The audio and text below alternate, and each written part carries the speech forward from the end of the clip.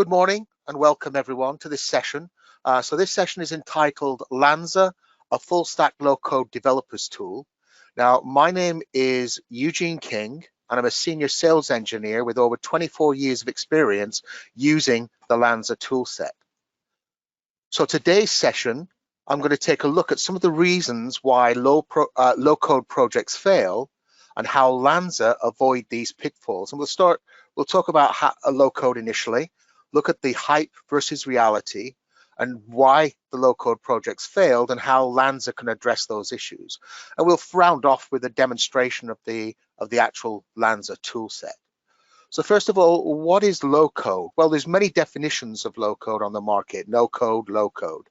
But what it boils down to, it's an alternative method of application development that focuses on templates, on wizards and drag and drop functions, automatic code generation, plugins, or pre-built connectors, and all with the aim of reducing the amount of hand coding. So low code is designed to allow the developer to focus on solutions rather than focusing on how to code a solution. And it employs like a WYSIWYG, what you see is what you get concept, drag and drop. Essentially, what you see on the screen is how your application will render underneath. Now, this solution sounds ideal, and it could solve many of the problems that plague IT today. However, you have to be aware of the promise versus the reality. This is the hype versus reality section. So, the first promise, build enterprise-grade applications without any coding. Now, this is true until you need to deliver functionality that doesn't exist on the low-code platform. What do you do then? Well, you either go back to the supplier and ask them to provide that functionality at a cost, or you do it yourself by going back to basics, providing the functionality using more traditional code bases, in which case you now have two code bases to maintain. Second, no programming skills needed. Well, some low-code solutions don't require programming skills. That is until you need to provide functionality that doesn't exist, like integrating to your existing system. The other disadvantage with this approach is that it will encourage shadow IT. So the IT department will have to be extra vigilant if they want to maintain control. Build apps in hours. Another claim is that they can build applications in hours by leveraging your existing functions. And again, we've already mentioned this, and it could be true, but to achieve this, you'll have to expose your existing functionality as REST web services. And finally, integrate with everything. Now, most model-based code platforms come with a number of modules for the most popular integration requirements. However, if one is not provided, especially for your on-prem applications, then a custom-built connector is actually required. So you can see a common theme here underneath, that really there's no such thing as just staying in the low-code platform. If you really want to build a complex system, you've got to start developing around that low-code platform as well.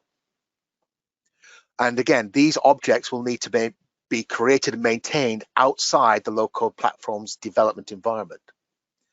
Now, these are just a few of the promises made by the low-code platforms, the reality of which can lead to failure to meet those project deadlines. And on top of this, you'll have to contend with unfamiliar environments and concepts for the developers. So model-based low code is centered around creating workflows and drag and drop graphical interfaces. Traditional developers may have difficulty adjusting to this new environment, a new way of working. They will lose a lot of control over what they are doing, as everything is built using a modeling tool. Now, developers love to code, and writing code to solve problems is how they prefer to handle complex situations. There's also a limit in the flexibility in the development. So the developer can create process and logical decisions only if the low-code platform has the module to do so. They are often limited to the features available inside the platform's development environment. If the platform doesn't offer a solution to the problem, then a developer must leave it and create a workaround using another tool or traditional programming language. Now, once this is done, then a connector must be created to link the workaround to the low-code solution. So, in short, anything the developer needs to accomplish that isn't available in the development tool cannot be completed within that particular platform alone. We also have the problem with handling difficult and complex requirements. So imagine using a really complex coding solution that needs several different types of connections to several external resources, and then having to make some processing decisions based on what each resource returned, only to find that each resource returned data in a different format. This will then need to be reformatted into a common format to be used by your system. Now, trying to solve such a complex issue by dragging and dropping icons in a graphical interface, well, that's going to lead to a very convoluted and complex solution, which will be very hard to maintain going forward. So without a way to handle complex processes, model-based low-code platforms are not capable of handling, in my opinion, large enterprise applications by themselves.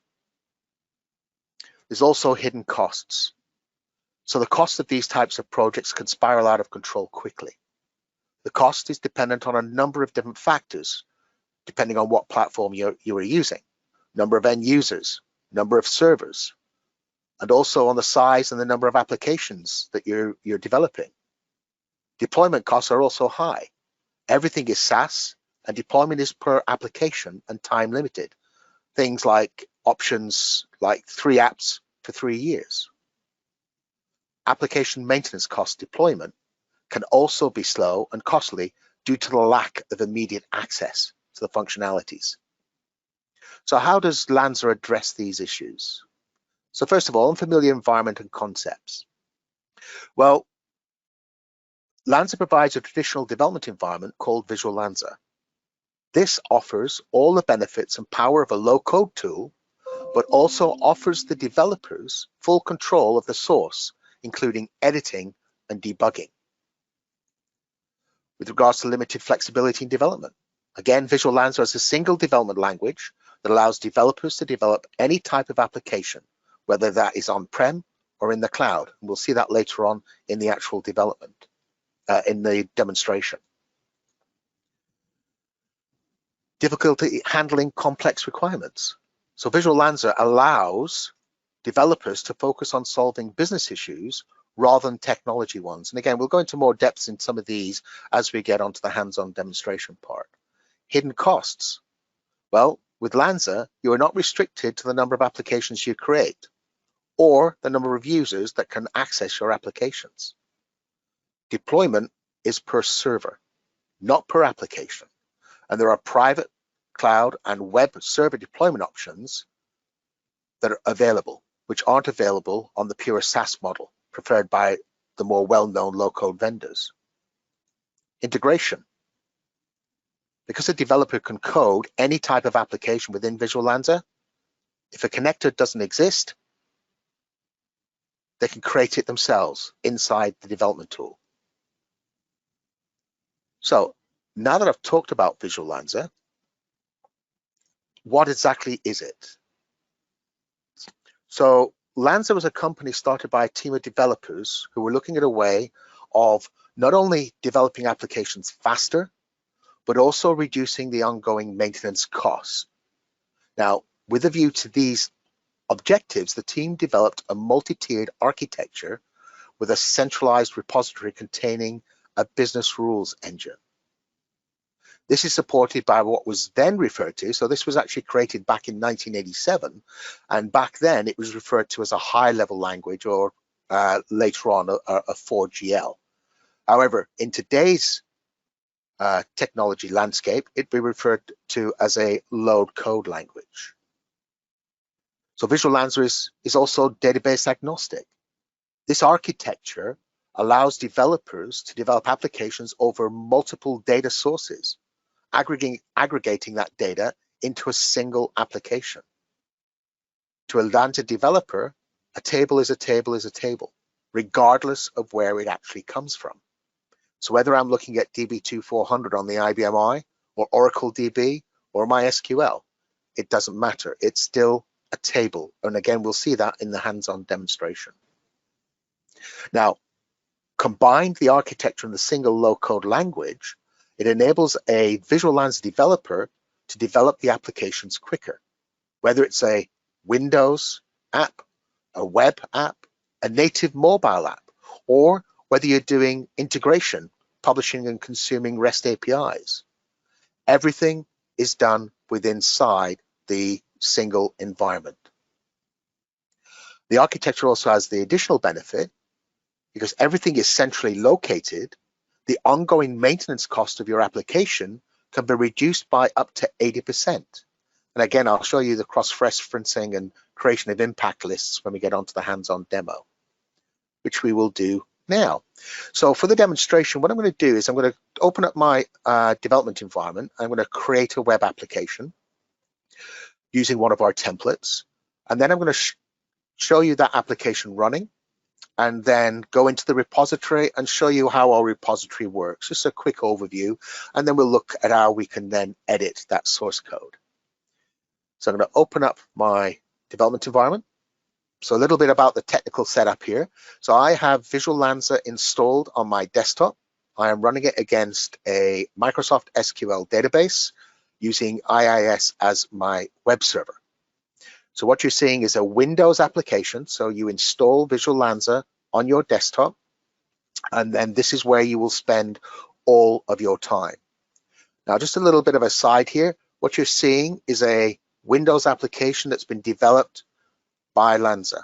So we actually use version 14 of our software to develop version 15. So you can get an idea of the sort of complex applications that you can create using the Visual LANSA toolset. So this is where now as a developer, I will spend all my time. So on the left-hand side is my repository, and this contains all the objects that I use for development, whether that's programs, whether that's Windows forms, whether that's website, or whether it's server-side APIs. Everything is defined inside here. We'll take a closer look in a second. What I want to do first is really create an application that we can then go in and have a look at and edit. So like any low-code tool, we provide a number of different templates, and we have different ways of doing development. And I'm going to focus on the web side, specifically on the mobile website. With LANSA, we can do two approaches for web development, whether that is back office system first, where we have maximum real estate and we design the application accordingly, or mobile first, where really we have more of a responsive application depending on the size of the device. And that's where I'm going to really drill down into now. So building a mobile web app, I'm just going to select this option here. And here we have a number of different templates. Now, these are basic templates out of the box that allow us to create a mobile web application. But also we have things like these sample dashboards that you can generate and you can then customize to meet your own requirements. Brochureware, so these are corporate websites that just share information. So these give you a good starting point for developing these types of applications. We even have full applications. So these ones like contacts, cost estimators, accident assessments, expense claims, and storefronts. These are all full applications that you can generate. And once you've generated them, you can then go in and edit them. So you can use them as a starting point for developing your own applications. But I'm going to go back up to the basic template. I'm going to select this first template here. This will then bring up my wizard.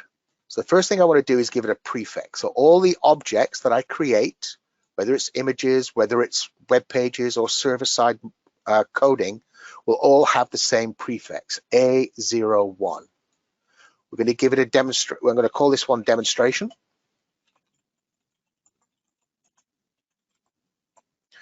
Like that. I'm going to create a project folder. We call those favorites. I'm going to be using routing to do the navigation around the web page. And this template will create 3 default web pages. We'll call these views. So these are views within inside the actual web page. We'll look at those in a second. So the first one is going to be called contacts.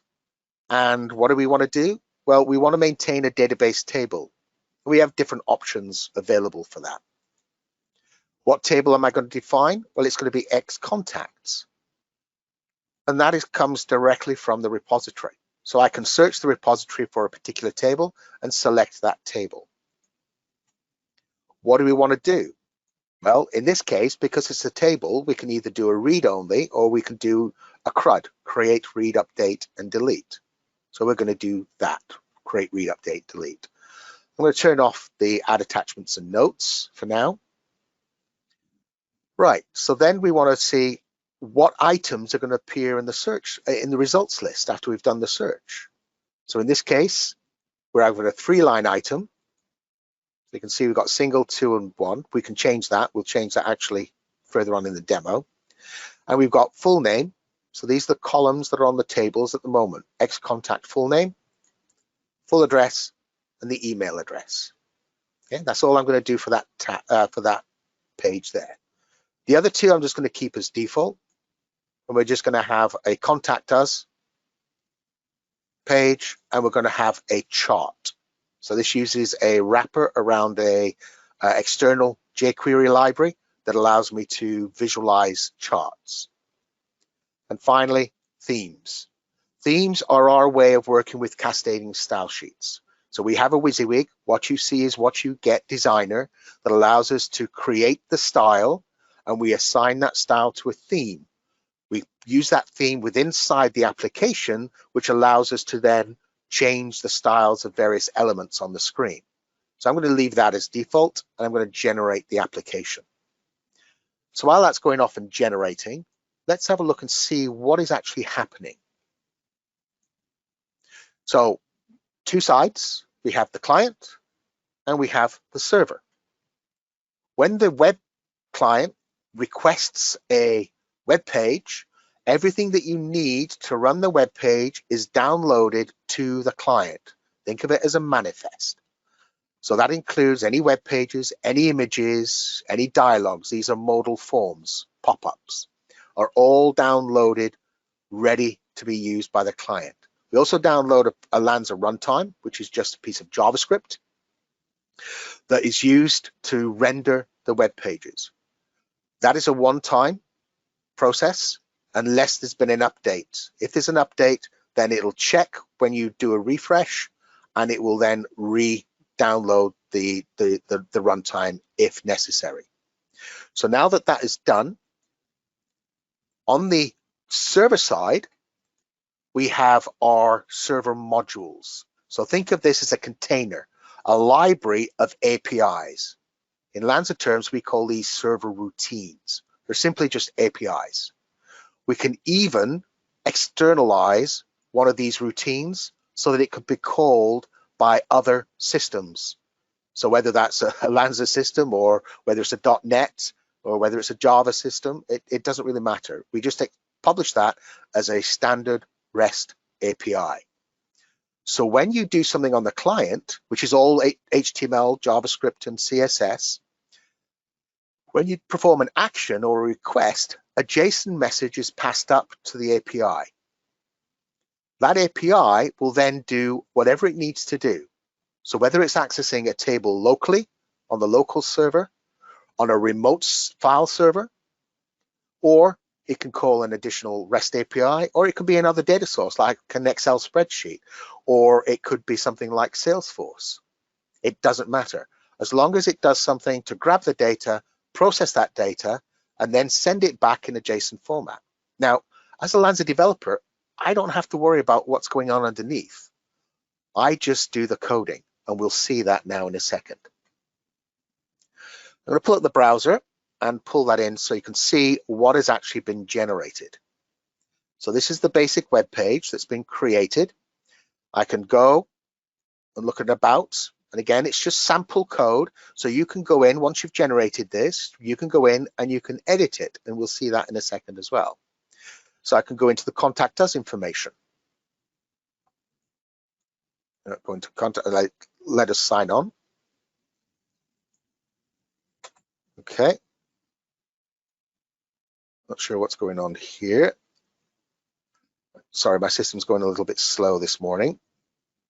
So let's sign on. There we go. Okay, so once I've signed in, it'll then go off to the server, pass the JSON message to say, I want this set of data. And then it'll come back and give me all the data that I've requested. So in this case, it's contacts. If I go in and do a search, and let's say I'm going to do all, it'll come back and give me the results of any particular contact that has the ALL inside the description, the name or the address or the email address. So that's it, where the client essentially packages up the request and sends that request up to the server to retrieve the details, and then is sent automatically back again. Now, this is a mobile first application. What does that mean? Well, if I change the size, so let's do that slowly so you can see what happens. I'll select one of the contacts. So as you change the size, you'll notice as soon as we reach a given size, then the way that we navigate around it is different. So I go back using the arrow key. My pop-up menu, my menu becomes a pop-in menu. I can then select from there. If I select one of the contacts, the information is then displayed as a full screen. And if I try to delete or change one of these records, I just press enter and we get some validation. Now, this validation is one of those things that I mentioned about a reusable piece of code. This isn't stored within inside the program. This is actually stored within inside the repository. It's not a constraint defined on a table. It's not inside a program. It's inside the repository. And we'll take a look at that in a second. So if I then maximize, we then go back to it being a pop-up. Okay, so that's the web application. Very simple, mobile first, fully responsive. Let's go back, let's go to the IDE and look at what's actually been created. So we've created 14 objects. So you can see all the different objects that are there.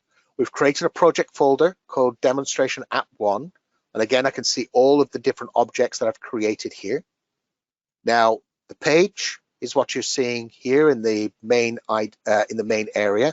Sorry, press the wrong key there. In the main area.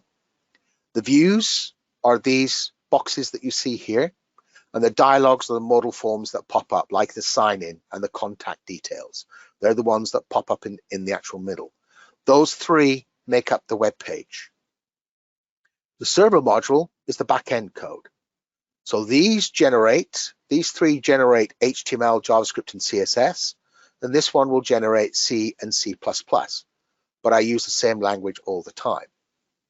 In this case, we're using one table, which is the X contacts. Now, if I go to the repository, we can see all the tables that I have defined. Think of this as a data dictionary. So I have my table definitions and I have my column definitions for every one of them. The ones in green have been created using LANSA, and the ones in blue are actually external. So if you've got an existing system and you want to start writing web applications or mobile applications or publishing REST services over the top of those, you can simply go into our tools, import table definitions, and as long as you've got a data source, a connection, you know, we've got one for MSX for Access, we've got one for MySQL. Yeah, as long as you've got a connector for it, and I've got one for Salesforce in one of my other systems. So as long as I've got a connector, I can connect to that data source and populate the data dictionary, and then start writing programs over the top of it. Okay? And it doesn't have to sit on the same server. It can be on a completely different server. So let's have a look at the table definitions quickly. So go back to my favorites, go to contacts, and again, I can see just from this view here, I can see all of the columns within inside that table. And if I click on that, I open up the definition.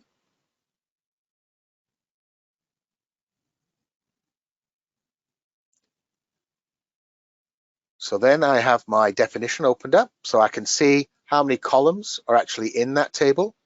And we have these virtual fields. So you remember when I ran the template that we had the full name and full address?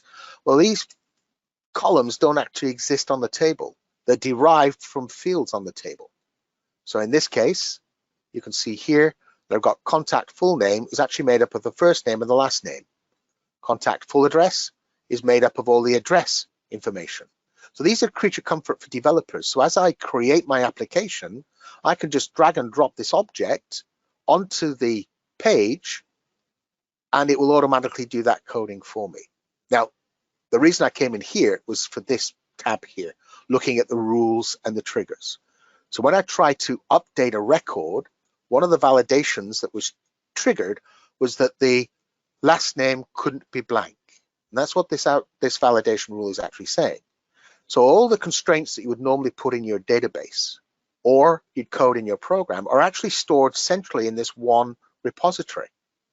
So I can decide when that rule applies, when inserting, when I'm updating, and when deleting. I can decide the action, so I can nest these validations. So I can make them fairly complex if I need to. We have a number of different types of validation rules that you can apply.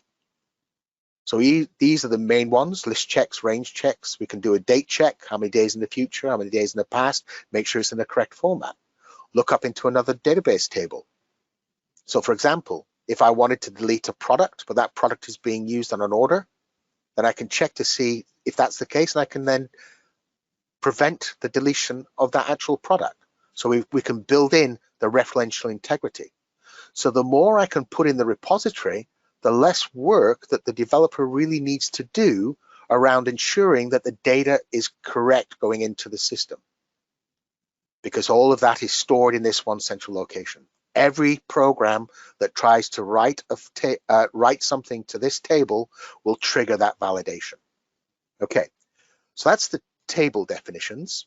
Let's go now and have a look at the actual programs themselves.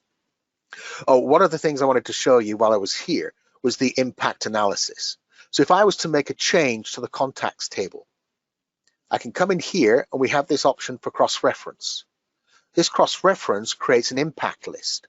So we can see here that X contacts contains these and is used by these objects, these programs, server modules, and a dialog. I can go down even further. So do a right click, do a cross-reference, and I can see what is actually using this particular object as well.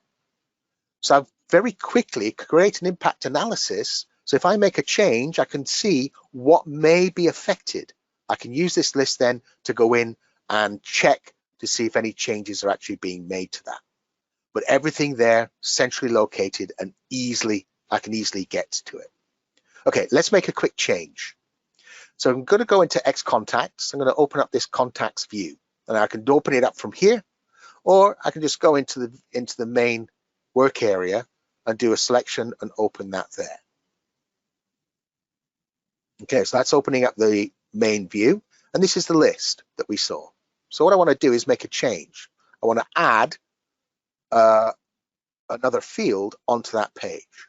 I'm going to add the mobile phone number. So I'm just going to extend that to give myself a little bit more room. Go down to my X contacts, drag the mobile phone number, and drop it onto the page there. Now, if I was to compile that and run, the mobile phone number would stay exactly where it was, because this is a responsive application. It's a mobile application. The form itself is what we call the layout manager. So the form manages all the objects, and anything can be an object. The icon, each of these fields that are displayed are objects. So I want the form to manage each of those objects on the page. So if I go to the first one, full name, and we have this tab up at the top called layout, we can see that actually we have a table with only one row and one column, which is where that's assigned.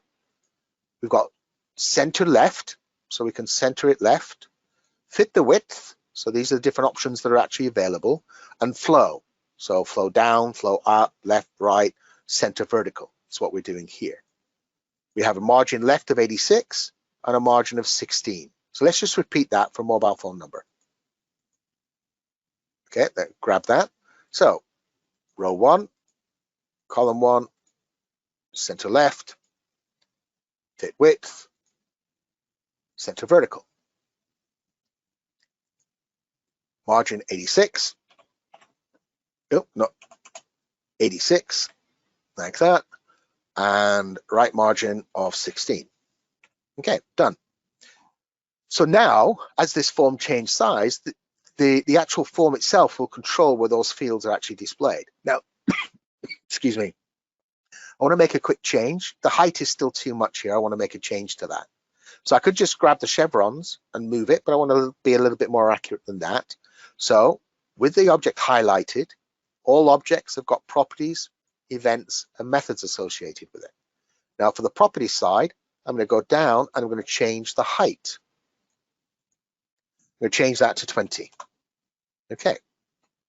Oh, while I'm here, I'm going to add an icon. So let's add mobile. There you go. And we might as well do the same thing for the email address. I can quickly do that.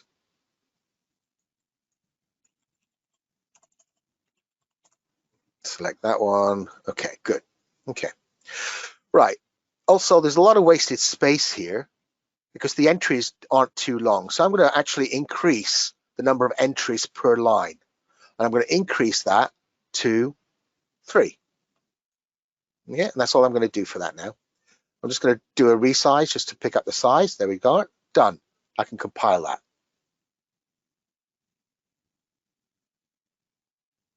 Right, so I've made the change here, but now I need to make the change to the server module.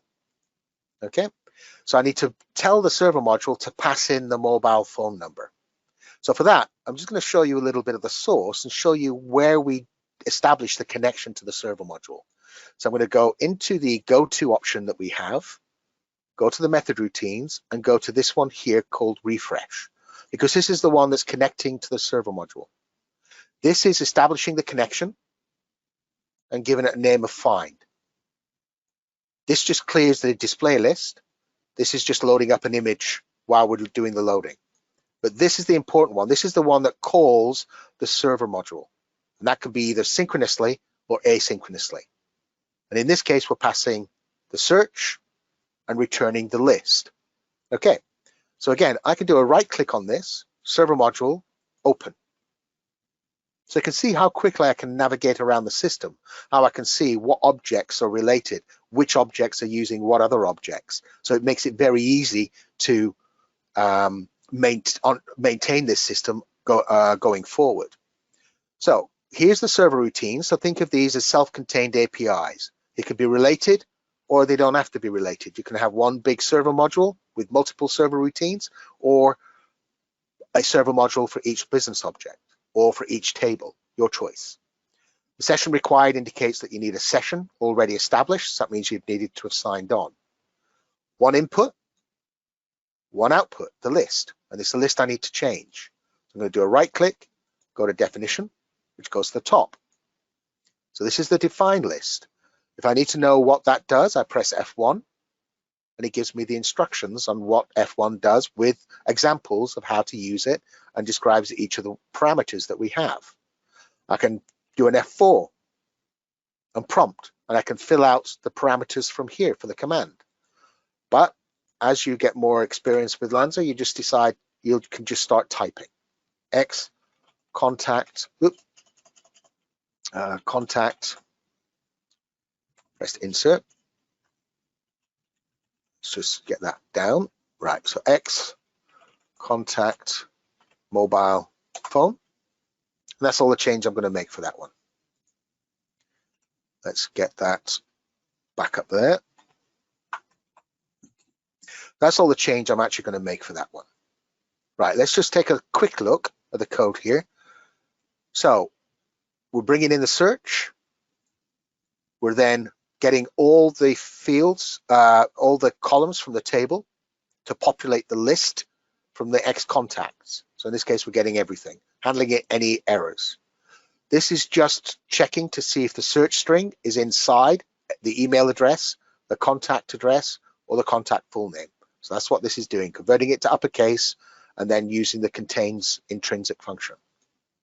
We then add the entry to the list. So if you've entered this, if you've not entered any search, add the list, or if it matches one of these, then we add it to the list. And that's it, compile.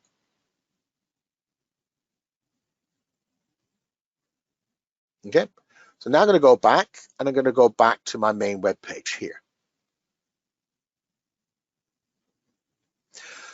So from here, we can do debugging. So if you want to debug your application, you don't have to leave, you don't have to use any external tools. You can do it with the Visual LANSA, inside the Visual LANSA environment.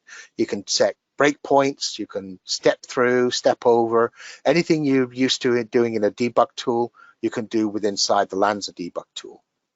Execution-wise, well, I've got a choice of whatever browser you want to use, whether you're using Netscape, Edge, IE11, or Chrome. My favorite is Chrome, whether you're using HTTP or HTTPS. So I'm going to go in using HTTP, open that up, go into the contacts, sign in, and what we should get, hopefully, is the contacts information with the new format.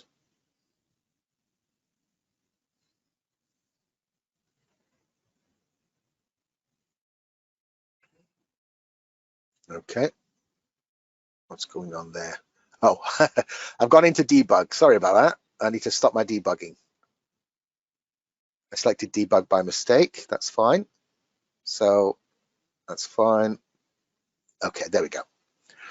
Okay, so now we see the new format. We see the mobile phone number, and you can see really what I tried to do there is just give you an overview of the whole process, the environment, how the repository is put together, how you can make changes, how you use the WYSIWYG, and essentially how the database tables work.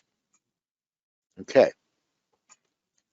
So with Visual LANSA, developers can focus on solving business issues rather than technology ones. Now, I've been with LANSA since '97, when I started developing 5250 applications, IBM that generated RPG. But essentially, using the same technology today, I'm now able to develop web applications, I'm able to develop mobile applications, publish and consume REST APIs, and I'm not restricted to the IBM I can develop it on a Windows, I can run it on a Linux system. Yeah, and that's because we have this combination of wizards and templates and our high-level language that allows a developer like me to meet the business requirements quicker. Now, this helps reduce the technical debt, so you don't have to sacrifice your long-term goals for short-term fixes. It also increases a developer's efficiency, as they only need one tool to develop any type of application. All Visual LANSA developers are full stack developers. And LANSA has a track record of innovation and of adopting latest technologies. Visual LANSA handles the technology complexities, freeing the developer to address the business requirements rather than technology ones. You know, as the technologies change, so does the power of our low-level language, of our high-level or low-level language. Yeah.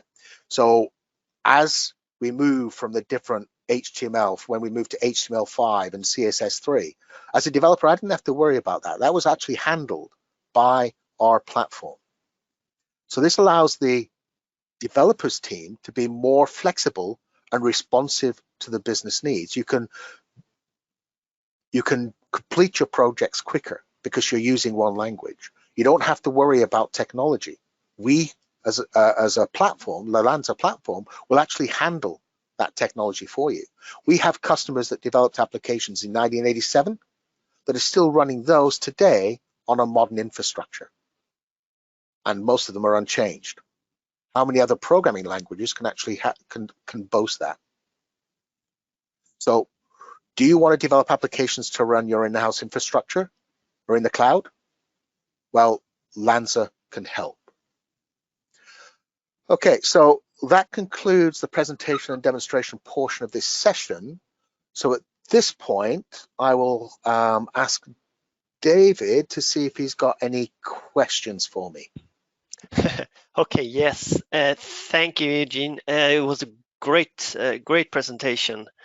Very interesting. So we're heading into the second part of this session, and you're right, it's the Q&A session. And yes, we have received a few questions in our chat window. So I guess we'll start right away. We were looking at a low-code solution, but were put off by the per application deployment cost. Can you confirm what deployment options you offer? Yeah, so Visual LANSA is licensed per server. So it's not per app, not per user, but per server. So it's a flat charge, and it makes it easier for you to budget during your projects. And there are multiple options available for deploying those applications. So whether you want it on-prem, whether you want it in Azure or AWS or private cloud, we have options to allow you to do that. But the most important thing here is that it's per server and not per app or per user. I see. Okay, great. Thank you. We have a second question here. Can you explain again about how you reduce ongoing maintenance? Okay, so Visual LANSA as a central repository. So think of that as a library where all the objects are stored and cross-referenced. Now, an object can be anything from a field displayed on a screen, a column in a table, or a reusable piece of code or visualization. If that object is changed, then we can create that impact list. You know, we've got these cross-reference that I showed you during the demo, and we can see everywhere that that object is being used. We can then use that list as a project list, and we can go through and identify which objects are affected. So this helps us to think of the LANSA repository as a self-documenting system. Yep, everything is centrally located. I can quite easily go in and make changes. If I need to make a change to a validation rule, I know exactly where I need to go. I don't have to identify different programs which may contain it. I just need to go to the repository, go to the table, and make the change there. Yep, so it makes it a lot easier for maintaining it going forward. And because it is that repository, then a developer that's even unfamiliar with the system can still go in and make changes to it as well. So it helps with that ongoing maintenance.